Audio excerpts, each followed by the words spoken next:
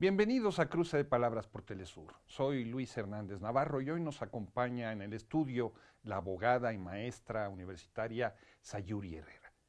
Sayuri ha estado litigando en la defensa de distintas mujeres asesinadas dentro de la Universidad Nacional Autónoma de México, punto de origen de un gran movimiento de las mujeres en contra de la violencia de género, que tiene hoy sacudida de arriba abajo, de izquierda a derecha, ese importantísimo centro educativo que es la UNAM. Sayuri, muchas gracias por estar con nosotros en este Cruce de Palabras. Muchas gracias a ti, Luis. Tenemos entonces esta universidad con escuelas tomadas, marchas, discusiones incendiarias. Podemos ir al origen. ¿Tú dónde localizas el nacimiento de este movimiento que denuncia la violencia de género en la UNAM? Bueno, yo ubico un detonante de este movimiento, que es el feminicidio de Lesbi Berlín Rivera Osorio, el 3 de mayo de 2017 en Ciudad Universitaria. ¿Quién es ella? ¿Qué pasó? Lesbi era estudiante de la universidad. Ella estuvo estudiando en iniciación universitaria, después en Prepa 2 y CCH Sur. Ella quería estudiar letras en la universidad, en el campus, en la Facultad de Filosofía y Letras, y el feminicida de Lesbi también formaba parte de la comunidad universitaria. Él era trabajador de intendencia y había estado colaborando en planteles como la Prepa 6, como la Facultad de Química y Arquitectura. Y Sayuri, cuando se asesina a Lesbi, se presenta el caso como si fuera un suicidio. Así es, se presenta el caso como un suicidio por parte de la entonces Procuraduría General de Justicia.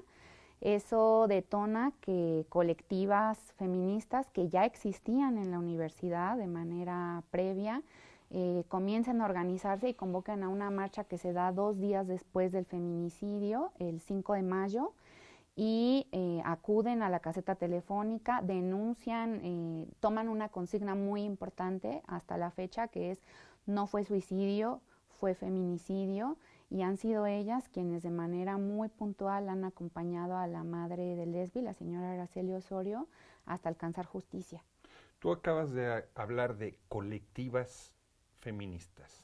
Sí. ¿Por qué en femenino? Bueno, estamos afirmándonos como mujeres y nuestras organizaciones, y además es una visión distinta de lo que debe ser incluso el lenguaje.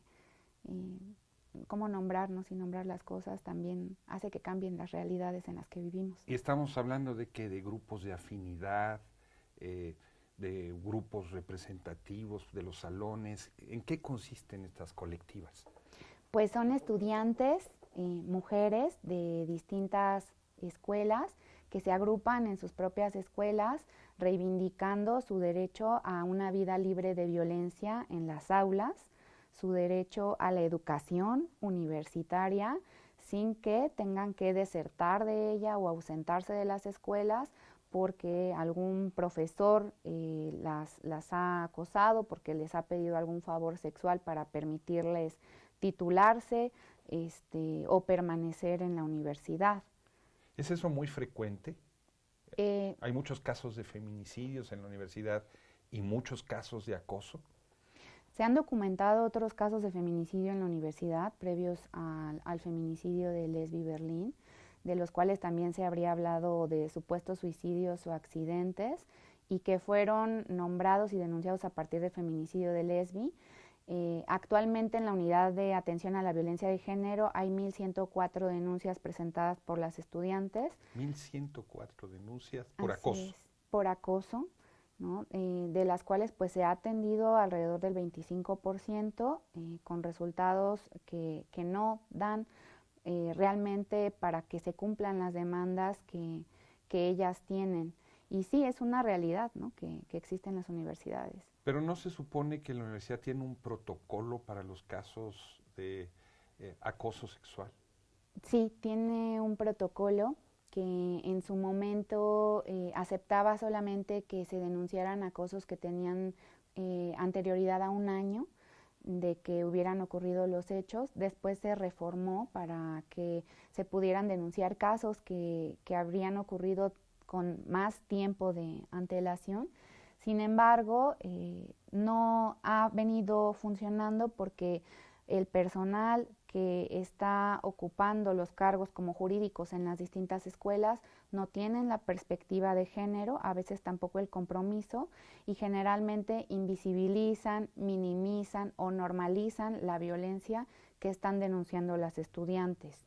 Ellas lo que piden es que profesores que han sido quienes han abusado sexualmente de ellas o las han acosado sean pues destituidos, ¿no? O que no sean profesores que ellas tengan que encontrarse en las aulas a pesar de existir una denuncia, y esto no ha ocurrido. Sayuri, no recuerdo bien si fue el 3 de octubre del año pasado, alrededor de esa fecha, estaba el cambio de rector universitario en el aire, cuando hubo una marcha que fue golpeada por los porros al llegar a los edificios de rectoría. Y ahí comenzaron a haber una serie de asambleas para tratar el asunto de la violencia de la UNAM, y de esas asambleas irrumpieron demandas de violencia de género masivas y generalizadas. Es como si ese hecho hubiera precipitado que aflorara a la superficie esa realidad. ¿Es así el fenómeno o estoy yo saltándome otras cosas importantes?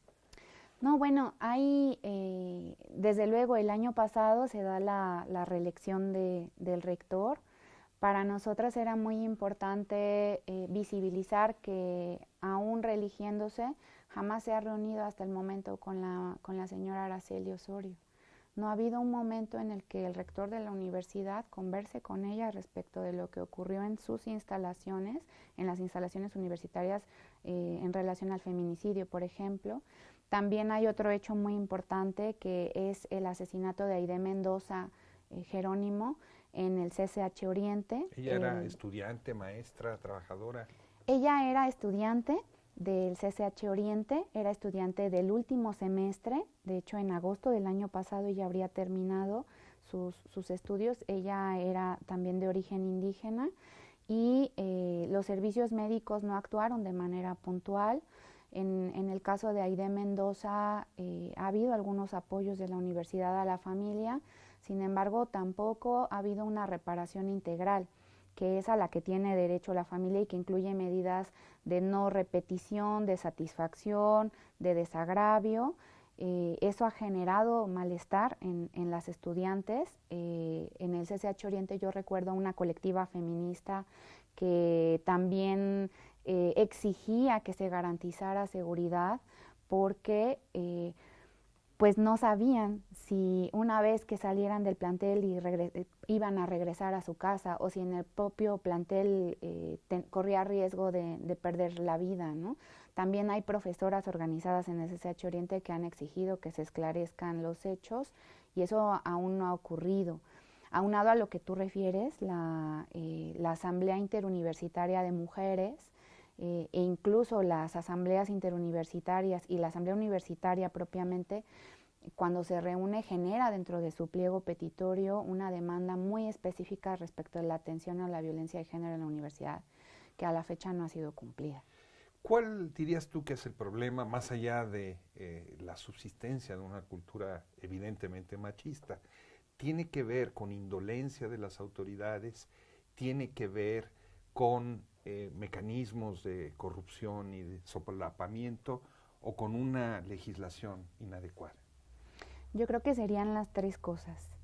Me parece que sí hay indolencia, que es difícil comprender la violencia que están viviendo las estudiantes, que vivimos las mujeres de manera cotidiana en las escuelas, en los hogares, en las calles, en una ciudad de México con una solicitud de alerta de género por feminicidio y con una alerta de género por violencia sexual activa.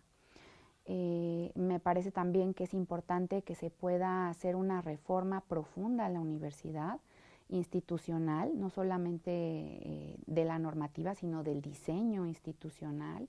No hay paridad de género en el Consejo Universitario, no hay paridad de género en los consejos técnicos, en los consejos internos, en los consejos académicos. No hay producción científica que provenga de las mujeres, que sea considerada de manera equitativa en los planes y programas de estudio de las escuelas. Tampoco se ha transversalizado la perspectiva de género, y en ese ambiente propicio para la discriminación, desde luego que se da la violencia y se normaliza. Se normaliza. Con esto quieres decir que si se matan 10 mujeres al día en el país, el que pase cualquier violencia en la universidad, pues es un hecho natural. Sí, es parte, es sistémica, la discriminación es sistémica y sostiene a ciertos grupos de poder o a ciertas personas en posiciones privilegiadas. Por eso la normalización de la violencia conviene normalizar la discriminación, ¿no? Que es pues negar los derechos que tenemos las mujeres, impedir con eso nuestra autonomía. Si nosotras logramos permanecer en las escuelas, educarnos, desarrollarnos en un trabajo, también logramos ser más autónomas. Y también eso nos da la posibilidad de que ante una situación de violencia podamos salir mejor libradas de ella.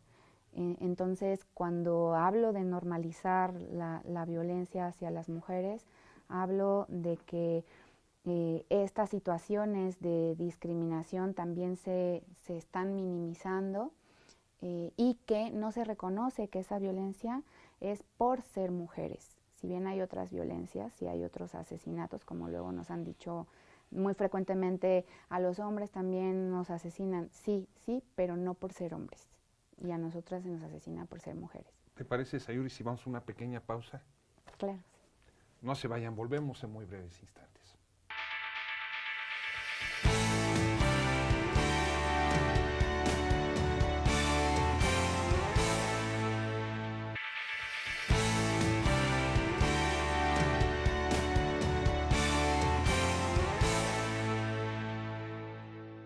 Estamos de regreso en este cruce de palabras a propósito del gran movimiento de mujeres que sacude la vida en la Universidad Nacional Autónoma de México, y estamos conversando con la maestra universitaria y abogada Sayuri Herrera. Sayuri, el actual ciclo de movilizaciones arranca con la huelga en la Facultad de Filosofía y Letras hace 4 meses ya o 3 meses. Arranca en noviembre, en el mes de noviembre, el día 4. Las estudiantes de Filosofía y Letras estallan primero un paro de 24 horas cuyas demandas no son atendidas, y por eso después determinan el paro indefinido.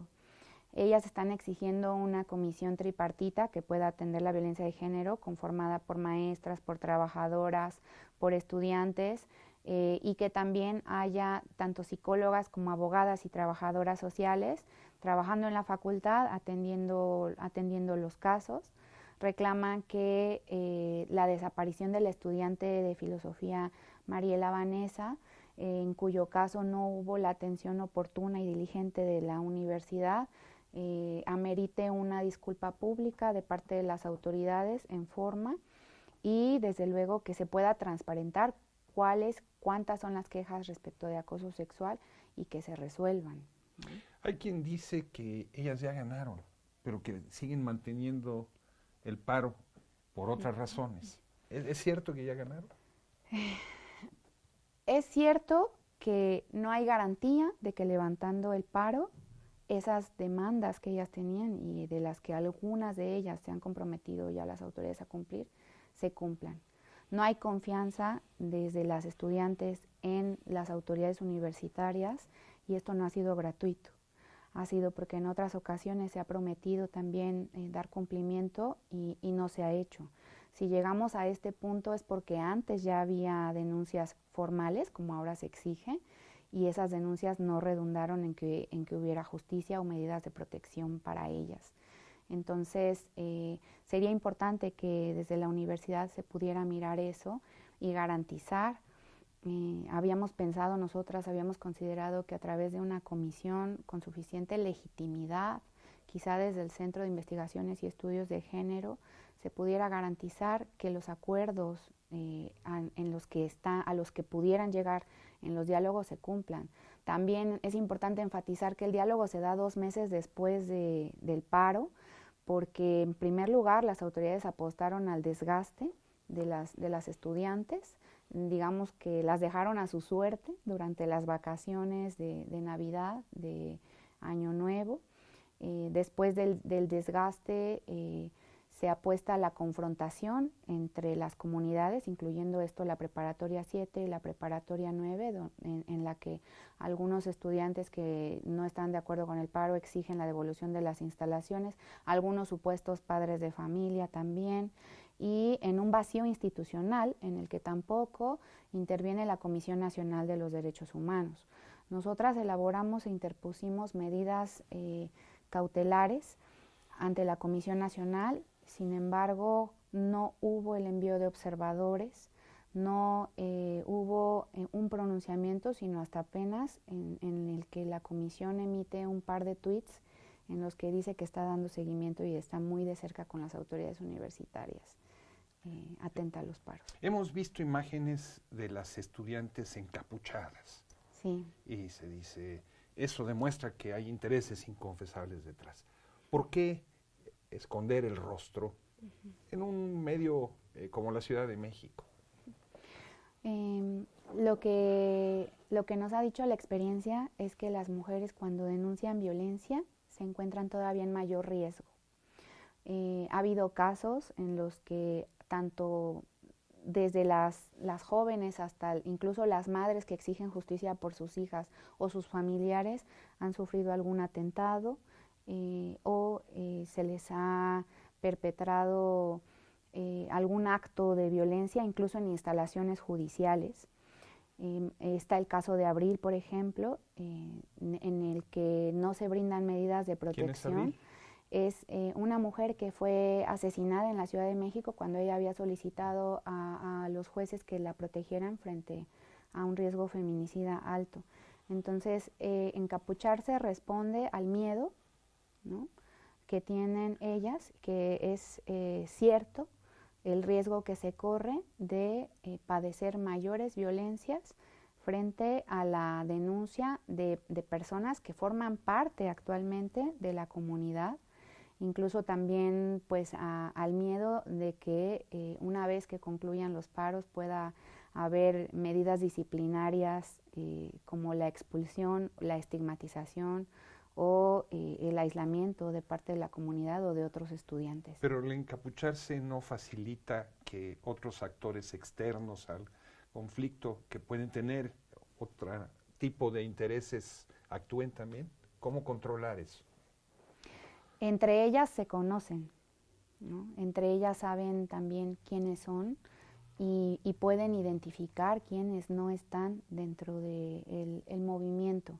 Desde luego que, como en otras ocasiones en la universidad, hay personas infiltradas, hay personas que generalmente están al servicio de otros intereses, pero las estudiantes han sido muy, muy claras y muy cuidadosas entre sí y con las otras para lograr que los pliegos petitorios se cumplan, ¿no? Incluso se han venido solidarizando otras escuelas. Esto comenzó solo en la Facultad de Filosofía, en la Prepa 7 y en la 9 el año pasado, y en la actualidad hay 16 escuelas en paro porque esta bola de nieve ha ido creciendo conforme no se resuelven los puntos de los pliegos. Se ha señalado también que estos intereses están actuando, que el movimiento, más allá de la legitimidad de sus demandas, está siendo utilizado por otros actores. ¿Tú crees que esto es una acusación cierta? ¿Hay evidencias de eso? Siempre se dice cuando las mujeres denunciamos que hay algún interés oscuro, ¿no? Que tenemos algún otro interés, que queremos perjudicar una brillante carrera. Sin embargo, pues no es así. Realmente denunciar implica mayores costos para quien lo hace, costos que asumimos, que asumen las mujeres que denuncian. No es fácil porque se estigmatiza más a la víctima que a los agresores. No hay un interés oscuro de parte de las estudiantes. Lo que hay, me parece, es el interés de quienes han permanecido en la universidad ejerciendo estas violencias por continuar allí. Hemos visto que algunas de los paros y de las tomas en las escuelas se acuerdan en asambleas, pero otras son acciones de grupos de activistas encapuchados, algunos de ellos violentos, otros no. ¿Es legítimo cerrar una escuela cuando la mayoría no está de acuerdo con hacerlo? Se trata de acciones directas de las colectivas ante la indolencia que a veces no solo viene del profesorado, a veces también de una comunidad que no ha sufrido esas violencias. Lo que ellas han dicho incluso cuando se intervino el Ángel de la Independencia, cuando se intervino el hemiciclo a Juárez, ya se comenzaba a hacer este tipo de acciones en las que una de las madres de una víctima de feminicidio decía que llevaba mucho tiempo haciendo las denuncias, yendo a mesas de trabajo con autoridades y que jamás habían sido escuchadas hasta que esto ocurrió. Y entonces ahora sí está en boca de todos, ¿no? Estas acciones son las que se han estado dando ahora.